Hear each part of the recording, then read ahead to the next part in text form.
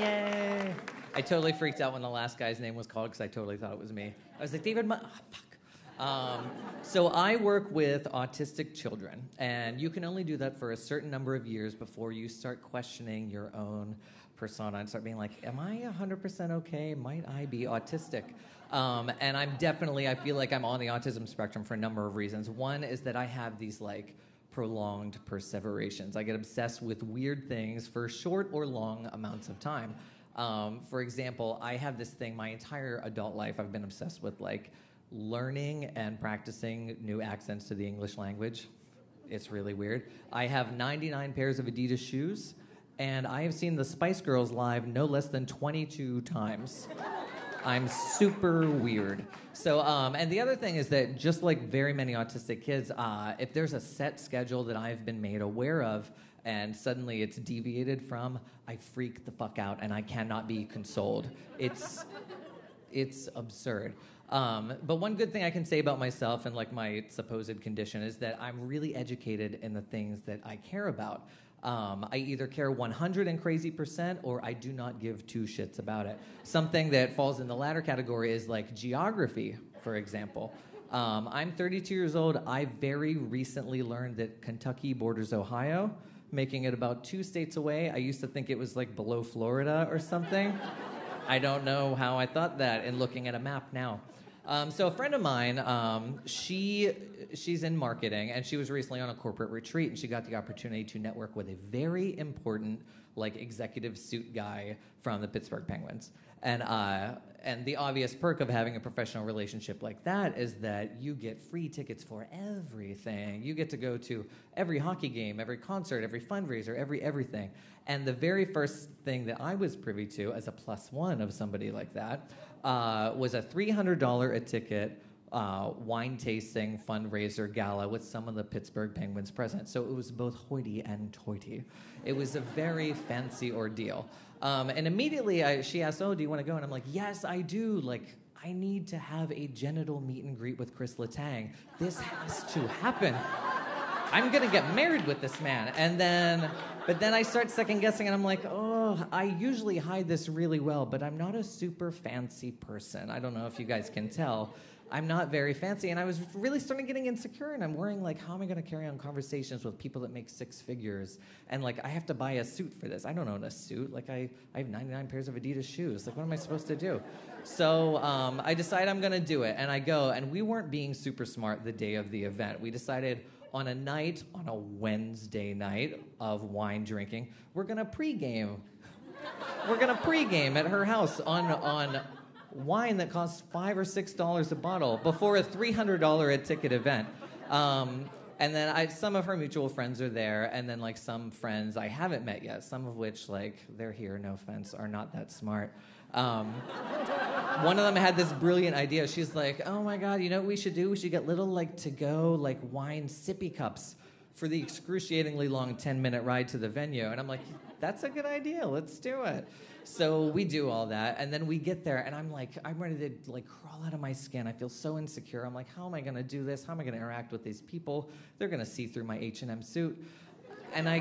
But I decide I'm gonna step outside of my comfort zone. I'm gonna do this. I'm gonna, like, at the last minute, I am going to go against what the schedule is set for, and I'm not gonna freak out about it. And I take this leap of faith inside myself, and I step out of the car, and I announce to my party, I'm British, everyone!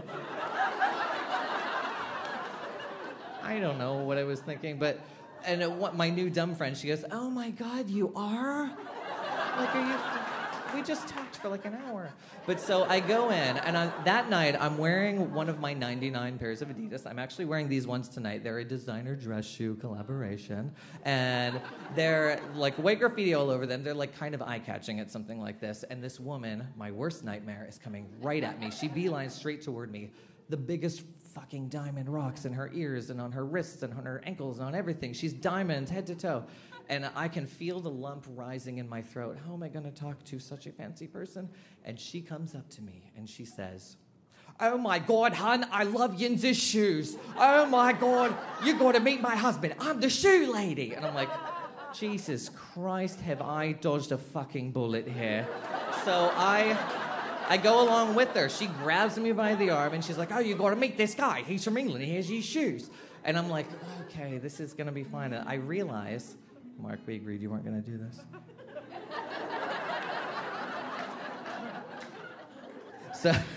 So I realize at this second, I don't have a backstory. I'm a British person, and I don't have a backstory. So I'm like, you know what? Here's the way to not trip it up. I'm going to be drunk as shit, so why don't I just be myself? I have the same exact, job, the same career, the same neighborhood, the same everything. I'm me. Only, 15 years ago, I moved here from England. And never moved back. And it worked. And these people are sucking this up. They're loving every second. I'm kind of getting cocky about it. I'm walking around with my British greatest hits. I'm like, Downton Abbey, fish and chips, the London Eye. It was amazing. And then she's dragging me around, grabbing me by the arm, and she's getting a little touchy-feely. And, her husband's right there, and I'm like, you know I'm gay, and you're married, and you're 1,000. This is really gross. So before long, around the moment that she commissioned a caricature of me, her, and her husband, with the inscription above it, "It's all about the shoes," at that point I realized, they're swingers. Oh, God. I'm being welcomed into their lovemaking. Oh, God damn it. What am I going to do? So I get myself out of the situation. And I'm like, where are my friends? They have ditched me because I'm such a mysterious British person. And I go and I find this man is like, oh, hi. My name's Paul Steigerwald. I'm like, I don't know who that is because I'm from England. And he goes, oh, yeah, you're the British guy. I've been trying to catch your ear all night. Do you ever spend any time in Glasgow? And I'm like, and I'm the cocky British guy at this point. And I'm like, fuck Glasgow, fucking Welsh. I did not know that Kentucky bordered Ohio yet.